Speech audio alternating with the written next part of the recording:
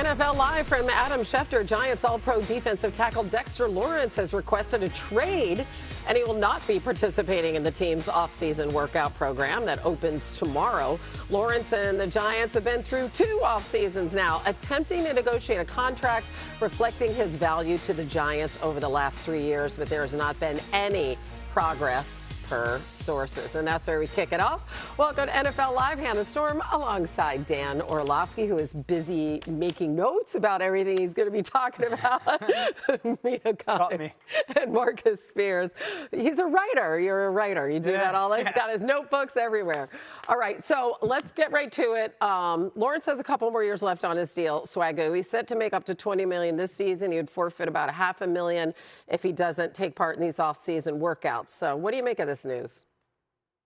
It makes sense to me. Dexter Lawrence has been a mainstay on this defense. The defensive tackles around the league that's gotten paid, but more importantly, his agent and Dexter as well has realized what this cap has done as far as skyrocketing. And to be one of the premier D tackles in the league for a team that consistently hasn't been able to compete to get into the playoffs or try to be in that conversation to be a team down the stretch. He's consistently brought a high level of performance to a team. So it's probably looking around the league. It's understanding the business of the league with salary cap, the salary cap exploding basically. So Dexter Lawrence is just one of those guys that wants to be in that number. And I don't blame him at all because he's been very successful at that position and a part of a unit that has really carried the banner for the New York Giants as the leader of that unit. Yeah, Marcus, I think you hit it exactly when you said he's looking around the league, right? Jordan Davis, who is another defensive tackle, not as good as Dexter Lawrence. Very few people are as good as Dexter Lawrence, still a very good young player. Just got $26 million average per year. Lawrence on his current salary is 12th amongst defensive tackles. He doesn't have guaranteed money left the last final 2 years, and he's 29 years old. So this feels to me a little bit like, I don't know, the Myles Garrett trade request, even maybe less animosity here, insofar as he probably just feels like he needs and deserves a raise. So I suspect New York's going to continue to try to get something done because that's the benefit of having your quarterback on a rookie contract. You can pay other players at premium positions premium money, multiple players, and I think New York's going to try to do that. Yeah. Joe Shane can't trade him. He has to win. He has to win by November, or his job with Harbaugh coming in as the head coach is going to be very much so in jeopardy. I agree with their thoughts. I mean, he's the 11th highest paid defensive tackle going into this season right now, the way it's set. That should not be the case. We know he's much better than the 11th paid or 11th best defensive tackle. I will say this, if there is some legitimacy to it, I could see Green Bay making a call. I could see Chicago making a call. I could see the Kansas City Chiefs making a call. I think it's unlikely. I think you have to if you're the general managers. But this definitely feels much more of a, I'm not getting paid how much I should get paid, and you have to pay me much more money for me to continue to be a New York Giant, as they should. Yeah, it's funny because, Dan, you started listing teams, and my mind was like, well, maybe every team. I mean, it's harder to find teams that don't need a Dexter. I'll throw one more out there. I think the Chargers would be someone that I would look to make a call. I think they need defensive tackle help. They need pass rush. They need run defense, and he solves all 3 of those problems. But again, I agree with Dan. I do not think this trade happens. Yeah, listen, culture setter, right? You got to think Harbaugh wants to keep him there. He's a fan favorite. Exactly. He's had stud defensive tackles as well. All right, let's go to Harbaugh's former team, shall we? Because the Ravens are the first team to open voluntary workouts, and unlike past years, and he loves Jesus, in case you were wondering. It's right, the day after Easter. Love the fit. That's a favorite sweatshirt. Yep. Amen. Lamar Jackson, amen is right. He was there in attendance, and they're saying amen to that as well. Derrick Henry was in the house. Whole new regime, obviously, there in Baltimore. And he wasn't the only one. Look who's new. Getting acclimated. Trey Hendrickson in the house. Yeah, you bet he. Big money Trey. Big money Trey. I love that, Swagoo. So, listen, it's a whole new era there, right, Dan? New head coach, new OC. How important is it that Lamar showed up? Because he hasn't in the past for these kind of workouts. Yeah, that's a big deal. I mean, this is the second iteration of his career, you know, because of all the newness you're talking about. The first part of his career has been sensational. Multiple MVPs. He's had a ton of success. He's been one of the, if not the best players in football for multiple years. And to your point, Hannah, he hasn't partaken in all of the offseason activities in the past. And so there was a little bit of a question. I was like, okay, is he going to come? And I love the fact that he's there with Declan Doyle and Jesse Minter. I think that the thing that will be interesting is how quickly Lamar learns the offense. You know, this is going to take it some time. If you go to kind of what Caleb Williams went through with not only Ben Johnson, but Declan Doyle's coming over from Chicago, it took Caleb a little bit. Now, obviously, Lamar, a greater accomplished player than Caleb. But that first 7 games, we were waiting on Caleb to take that next step. And then you see the last 10 games, and it took off. It takes a whole offseason to just learn this offense. Learn the language. Yeah, the language, the execution. It's also going to be a little bit different than what Lamar's been, at least from a consistency standpoint. So I love the fact that he's there. I also love the fact that all of it's new. The face of their franchise is there. I think it matters. Yeah, if I'm a Ravens fan, I'm absolutely thrilled. Like, this is the best news of the entire offseason because it not only signals, Lamar's buy-in, but Dan hit it exactly. It signals a willingness that put in the time necessary to make the adjustments here, bringing a new offensive coordinator. And frankly, I'm getting excited thinking about Declan Doyle and this Ravens offense next year. One of the things I think they'll lean into heavily is that under-center play-action game you saw in Chicago, second highest rate of play-action in the NFL. The Ravens were 18th last season in terms of running play-action, and that's despite the fact that Lamar Jackson is maybe the most dangerous play-action passer in the league. I mean, over the last 5 years, he's tied with just Matthew Stafford, the AP per play thrown off of play action, and Jared Goff, who's also, of course, a menace off of play action. Some of that is because the run game is so dominant, but also the way Lamar has grown as a passer. He throws with such touch over the middle of the field. He's able to layer passes to his skill players into the zones created, by play action. So I think there's some potential here for this offense to hit the ground running, and that potential is improved by the fact that Lamar showed up when he did. It's so refreshing to hear MK and Dan talk football. I've been gone for a while. I'm not going to say anything about X's and O's. Yeah, I'm not saying anything about X's and O's. To me, this is about setting the tone for a new coaching regime and a new offensive coordinator along with Lamar. I went to bat for Lamar this season when a lot of people were very critical of him, and I was going to be very critical of Lamar if he wouldn't have showed up for these offseason workouts because it's necessary.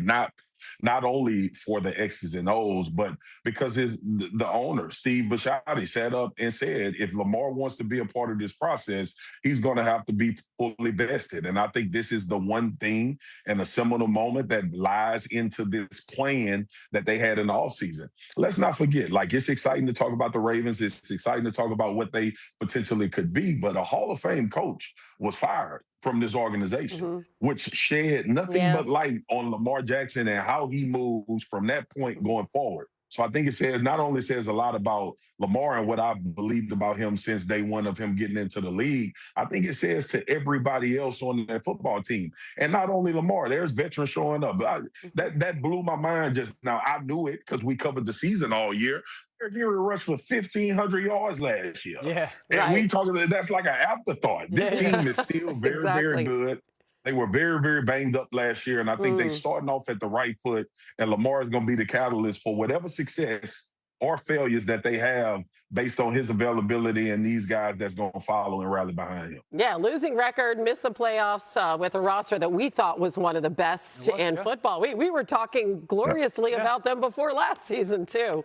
Let's go ahead to the draft, too, and talk about what they could do. They could go a lot of different ways with their 14th overall pick. Both Mel Kiper and Field Yates have them taking offensive lineman Spencer Fano out of Utah. Now, Matt Miller has them taking Oregon tight end Kenyon Sadiq in his latest mock. So, Dan, where do you think they should go with that pick at 14? Interior of their offensive line needs probably one, if not two starters. When they signed Max, it was like, all right, go get it done. And then Max obviously no longer part of that trade, and their run game wasn't nearly good enough last year. The pass protection for Lamar, not nearly good enough. So as much as I want to fall in love with skill players, I still think improving this offensive line that fell off is a big deal. I'd also say this, they need another pass catcher, though. As much as I love Zay Flowers and Bateman's been a nice player, But Mark Andrews is really only like their proven go-to tight end. Smythe is there, but they need another pass catcher. I don't care the tight end or the position, tight end or wide receiver. Yeah, I agree with what you're saying about the skill players, but I think for them, the dream, you talked about the interior of the offensive line, is if the Penn State guard is somehow there at 14. Venga Ioane, he might not have been there in these drafts. I'd have to go see where he went, but to me, that is a hand-in-glove fit for that Baltimore run game. He is a nasty run blocker, and that's a position where, like center and guard are both issues for them. But I think you can sort of define or reassert your identity on the ground with a draft pick like that. So I would love if the Ravens were able to get him. And I agree, MK, because we've seen this team at their best when that unit has had continuity. Not all of the greatest players, but the continuity. The other thing, I think Matt Miller is it's interesting that he talks about Sadiq. We saw his combine and how athletic he was, the speed, and you lose Isaiah Likely. So that may be enticing as well. You either go weapons or you go offensive line. We've seen it happen time and time again now in this league. And when we brought up the Ravens and that D tackle came up, I also thought about, what about Dexter Lawrence? Would they call and inquire? But obviously Lamar has to sign an extension. Money going to run pretty low there. But it's just an interesting offseason for the Baltimore Ravens. I think one or two moves can rightfully so put this team right back in that conversation. But they're going to be critical moves. And the protection of Lamar is probably going to take precedence over anything before any other thing gets situated or sorted. I want the skill position player, but not at the expense of the offensive line. Okay. Right. That has to be the priority in Baltimore. Offensive line early, skill position player second, third, fourth round. Yeah, he was pressured on 37% of his dropbacks last season. That was second. Go back to NFL Live. The Titans start their offseason program tomorrow with their new head coach, Robert Saleh, who will be working with second-year quarterback Cam Ward, who showed some flashes of potential, didn't have very much around him last season. And Saleh telling the team website about Ward, and I quote, "I think it is very impressive for a young man to walk through the building and know everybody by name, from the janitors to the chefs to the trainers, and he addresses them by name. He is a really, really good man. I just think his head is on the right way. He has the right work ethic. I just don't see him failing," close quote. Well, here's where the Titans struggled, and it was in a lot of areas last season.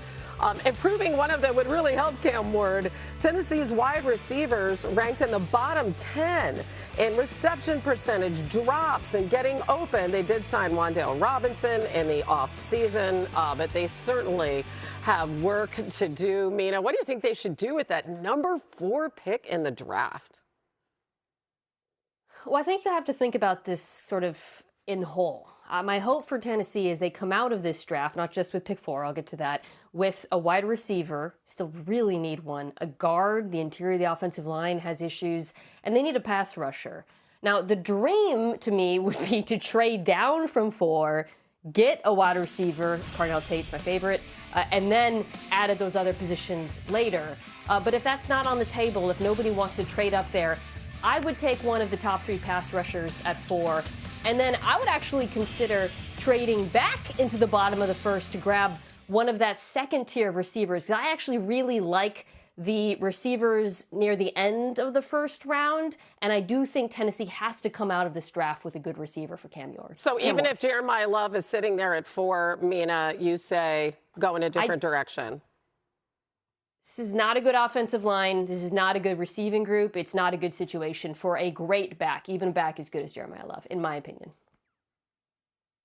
Yeah, I can see the impact, MK, that you talk about. Like the Sonny Styles intrigue me, the pass rushers as well, when you think about Robert Saleh being the head coach. I mean, ultimately, this team is probably identity-wise going to be built on that side of the football, although knowing that offensively you have to be explosive, and bringing in Brian Daboll with a certain type of player that he wants to have. You know, they drafted Malik Neighbors in New York. He was able to get him the football ad nauseum and make plays. And with that talent that Cam Ward has, I'm sure he's salivating about potentially getting one of these wide receivers that can be a difference maker.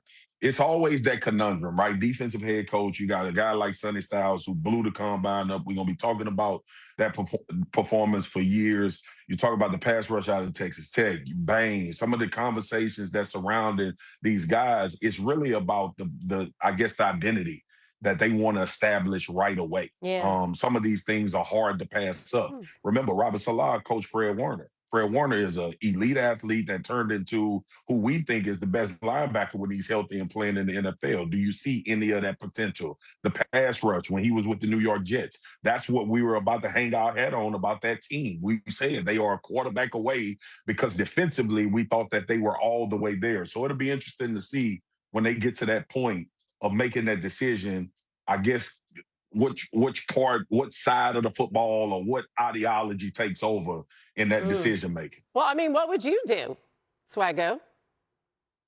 I'm always the guy that thinks about impact at positions, right? Wide receivers change franchises immediately. So I understand where Mina's coming from. But if you get a stalwart defensive guy that can pressure the quarterback and find guys late, then I would probably go that direction because you already have a quarterback, which changes the math for you when you draft it. Interesting. See, this is the case for the draft to kind of continue to be late April instead of everyone's like, make the draft earlier, because a month ago I was like, you take Jeremiah Love. He's that special of a player. The more I've thought about it, the more, hearing Marcus and Mina talk about it, I think of Mike Borgonzi, the general manager at Tennessee. He comes from Kansas City. When Kansas City was at their very best, it was that dominant defensive line that could get pass rush situations. And then I think about, Jeremiah Love going to an offensive line that's not very good. And so I like Mina's concept of getting that defensive line, because I would imagine Tennessee's going, let's become Houston. Let's become who we have to play against all the time. Obviously, Robert Salah is I'm saying his name like Marcus now, defensive-minded head coach. Salah. How good is Jermaine Johnson going to be? And so, put a little sauce on it. A little juice on it. Right? Whatever. Tennessee has 4 picks in the top 101 in this year's draft. Right. If you guaranteed that I could get back into that late first round, maybe early second, to go get an Omar Cooper Jr. out of Indiana, Concepcion out of A&M, I'd be all for taking the pass rusher at 4. It's just a dice roll, because if you don't get back in and those receivers are done, then all of a sudden you're left with, a rookie who led your team in receiving and Calvin Ridley coming off of 16 catches, and Wan'Dale Robinson, it was the first time he eclipsed 700 yards. So it's or trying to trade for A.J. Brown. Well, that's a whole nother. That's a whole nother. That's a whole nother. Bring him home. Sure, why not? Yeah. Why not? I mean, we could go in that direction. Rueben Bain Jr.? I mean, no, it's that's in the same division. No. Okay, Salah. Man, I'm saying we're done. I've been working with Marcus in 2 months, and I took 10 minutes to speak incorrectly. I know. He's back. Swaggo's back. Here we go. I'm never gonna say his name the right way. It changes every. We're counting down to the NFL draft. Just 17 days till night 1 in Pittsburgh, with presumptive #1 overall pick Fernando Mendoza heading to Vegas to meet with the Raiders. He was fantastic on deep throws at Indiana last season. Ranked 2nd in the nation in completion percentage and touchdown to interception ratio on throws of at least 20 yards downfield. On point with those passes, ranking 6th in catchable pass rate on deep throws. Speaking of, this 51-yarder to Charlie Becker against Ohio State. And now our Dan Orlovsky is going to take you inside his perspective with the help of Status Pro Visualizer, which allows the recreation of the play exactly as it happened in the game. The moment in the look. It's my favorite Fernando Mendoza play this season. Second half, Big Ten championship game against the great defense in Ohio State. And I want to draw the concept because it's a vertical and horizontal stretch from a pass game perspective. The vertical concept, okay, we're going to take this inside receiver, push him down the field, and he's running what's known as a pylon route. Those pylons down there, that's his target and or angle. His job, find the nearest safety, run through his inside shoulder to try to collect him, alert and ready for the football. And then we take this slot receiver, we're going to push him on a seam route, and we're going to run a big post down the field. Just from an up-top perspective, that's the vertical part of this concept. Let's go be Fernando. Let's get erased that. Now where's the horizontal? Take this backside tight end. We're going to run him on a shallow cross, and then this outside receiver really on a deep hook concept, okay? Up top, that's what it's going to look like. Now let's go be Fernando once again, because the defense is going to tell us really who we're going to throw the football to. When you get to the line of scrimmage, you're Fernando, you're trying to figure out what's the defense going to be in. I go across the line of scrimmage. 1, 2, 3, 4, 5 defensive linemen. So those 5 defensive linemen make me think, okay, it's going to be man-to-man coverage. And then I look out here, I go, that defender's probably covering him in man, that defender covering him in man, that defender covering him in man, and this outside corner covering him in man, safety in the middle of the field, and then, oh, by the way, that linebacker being right next to my back. This, everything from Ohio State defense says man-to-man coverage. Now, if you're Fernando and you catch this snap and you drop back, your first thing is going to be, okay, what's the backside defender do? Wait, I thought it was man coverage. That backside defender is not running with him. He's hanging back here. Ohio State lied. Pre-snap, they show man-to-man. Post-snap, they're going to play what we call an invert cover 2. So what does that mean for Fernando? He sees that backside defender. He's not playing in man anymore. His job is just going to be hang on the backside and play a zone concept here, okay? This safety that I thought was going to be in the middle of the field, his job is now going to be to get over the top and play a half-field zone safety. And then this corner out here, his job is going to be get back into the half field and play a half-field safety. So the vacancy from a quarterback perspective is I want to throw that vertical concept, and I want to throw that vertical concept in the middle of the field. That's where the vacancy is. And so when you're Fernando Mendoza and you drop back and you see that those safeties start to widen, see that green box, that's perfect. Now I want to take a shot at that football or that middle of the field, but I have to see this defender. So if you're Fernando, we climb the pocket. So this defender, if he stays low, I'm going to launch this ball. I want to go back to be Fernando. I'm going to launch this ball to that pylon, okay? But now that I see that the defender is widening, okay, that defender is going to continue to widen and widen and widen. I want to then go be back to Fernando. I want to take that shot down the middle of the field to my big-time playmaker and Charlie Becker, okay? So Fernando Mendoza gets to the line of scrimmage, and his ability to see that defensive line and that rotation of coverage is the biggest deal. I want to go be Fernando. Remember, this is a massive moment. You get to the line of scrimmage, and Ohio State is presenting you 5 guys across the line, and everything says man coverage. Then you have to catch the snap, see that that backside defender is not playing there, eyes to the middle of the field, see Becker down, and the vacancy in the middle of the field is where you got to throw that football for a massive play. This swings the momentum of the football game, gets Indiana right back in it, and gives them the opportunity to become Big Ten champions. Fernando Mendoza did not see a lot of looks from defenses that presented like this one from Ohio State. He saw it in the right moment and made the right throw. Dan, that is so cool. And all of that just happening in how many seconds, Dano? I mean, realistically, less than 2.5. So crazy. Yeah.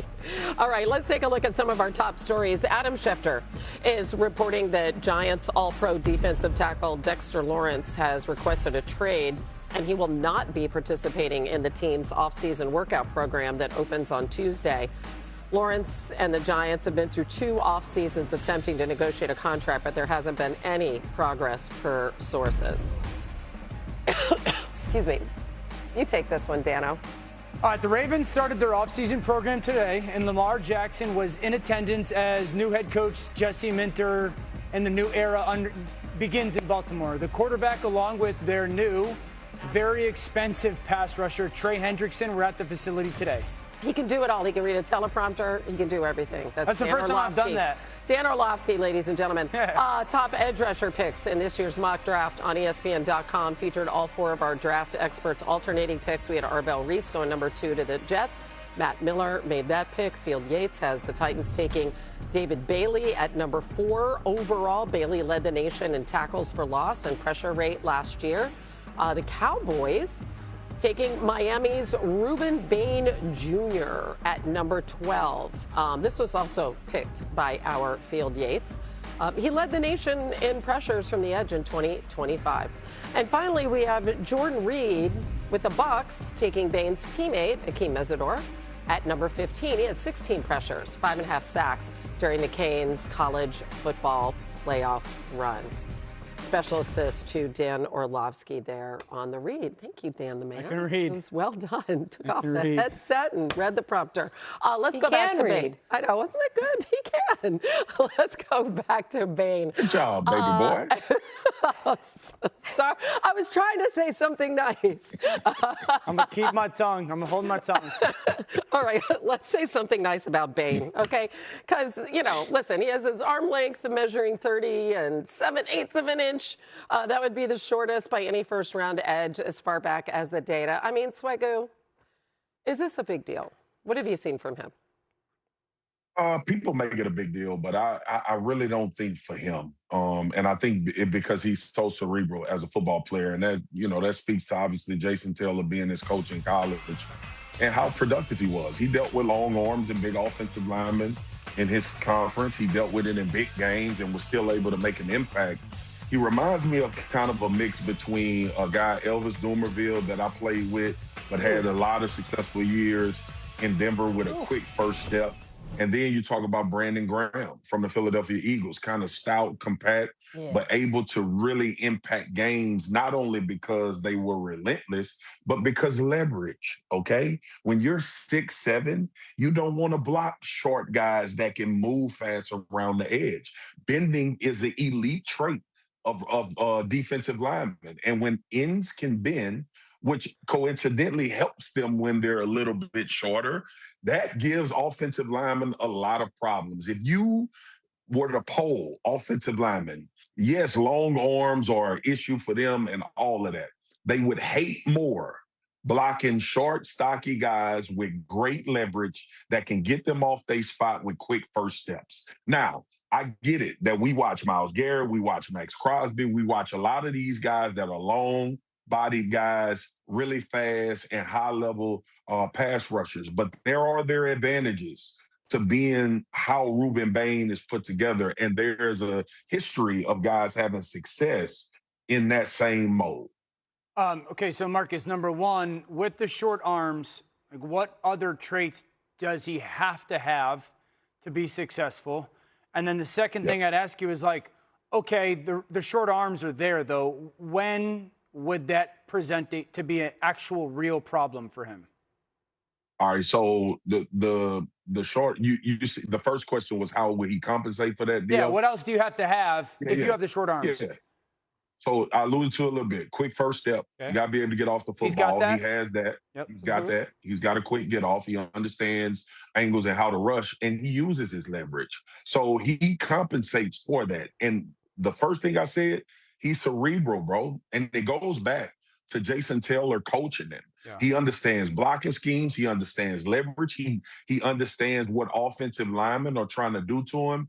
And just a little nugget, not to flex, I did some film session with Rueben Bain here in Dallas. He works out 5 minutes away from my house with my son's trainer, Mo Wells. And I've seen how he sees the game, how he understands it. I think that helps him. And then from the standpoint of things that could get him in trouble, if he's going to be a straight down the line rusher of offensive linemen, he'll run into his problems. Because these guys, think of guys like Tristan Wirfs, right? Leverage doesn't bother him. Strong, stout.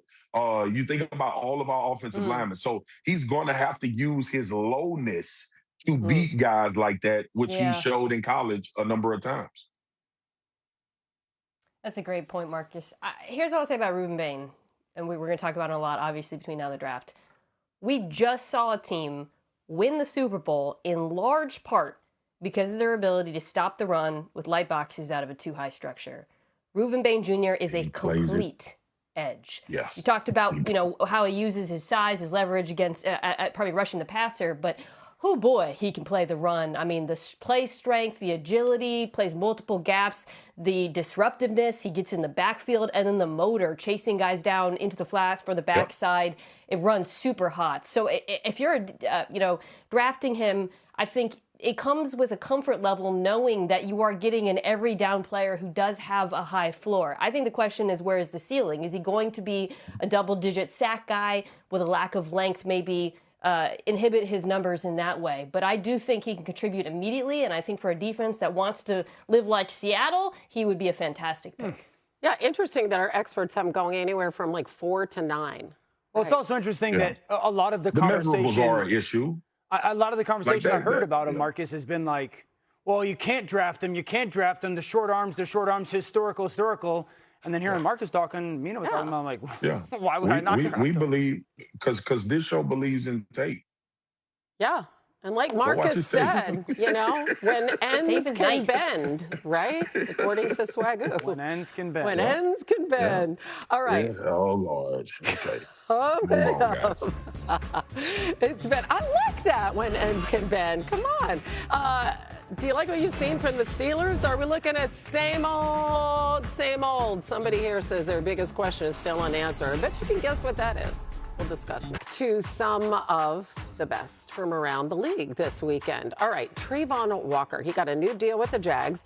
Then he had this to say, and he's referring in this bite to his head coach, Liam Cohen. It's like taking my game to another level. Obviously, he's seen Aaron Donald. He coached, helped. He was on the team with Aaron Donald or whatever. So it just kind of helped put things in perspective for me to be able to just click it to a different type of mindset was from how I was going throughout the year or whatever, and I feel like it really dawned on me that it's just time to wrap things up, take it to the next level. Okay, so Swagoo, do you see him taking a big step for the Jags? Yeah, I believe he can. Trayvon has been consistent, but when you're the first pick of the NFL draft, sacks is the first thing that people are going to look at when you draft it in that position. Not to mention you're across the line of scrimmage, well, opposite of the line of scrimmage of Josh Hines-Allen, who is always effective in one of those perennial pass rushes. So Trayvon got a $100 million deal, $110 million. He's going to have to get those sack numbers up. All right.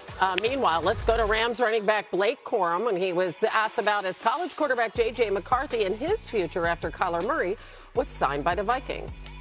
JJ's a field general, and I think, he's going to take the challenge that they've given him. Obviously, bringing in Kyler Murray, there's going to be a competition. And so, that's going to, light a fire under him. But he's just a overall good human being. He's a competitor. And I know he's not someone that's going to let naysayers or outsiders, determine, the type of player he's going to be. He still has the pencil in his own hand. He's still writing his story. And so I think, this is going to be a great year for JJ. And I'm super excited to see him, really prove everyone wrong. Okay, so how does he do it, Dano? Yeah, I think number one thing is just really settling into being that professional quarterback. A lot of us loved the 9 alter ego thing. You can still be ultra competitive, but I think we have to move on from that. The other thing is the consistency. Because of the injuries, the mechanics have fallen apart for him, and that's been the downfall. I still believe that he's a talented player. Just because they signed Kyler doesn't mean that Kyler has to be the starting quarterback. You can still go be the guy like Blake Corum's talking about. The consistency is needed. All right, let's go to one of the top receivers in the draft. Ian Rappaport is reporting that Mekhi Lemon met with the Chiefs, and he has meetings planned with the Dolphins, the Giants, the Jets, the Commanders. Mina, what do you like when you watch Lemon's tape? The first thing that jumps out is just the play strength. His hands, his physicality, his contact balance, his willingness to work the middle of the field. He is a quarterback's best friend type of receiver. That said, I would love him to not be the focal point of an offense. I really like him as a number 2. And of the teams you mentioned, the one that I like the best is the Jets, because you already got Garrett Wilson, and I think his skill set would pair really nicely with Garrett Wilson's in that offense. Yeah, I love the way that you see big picture. All right, this year's NFL Draft is in Pittsburgh. As you know, the 3-day event begins Thursday, April 23rd at 8 Eastern. We'll have every single pick once again on ESPN. It is also available on the NFL Network. And as always, ABC's coverage focuses on the prospects' journey to the draft and making their dreams come true. Still ahead, the Cardinals are having an eventful offseason, but should getting quarterback be the focus with the number 3 overall pick? Mina doesn't think so. She's going to explain next.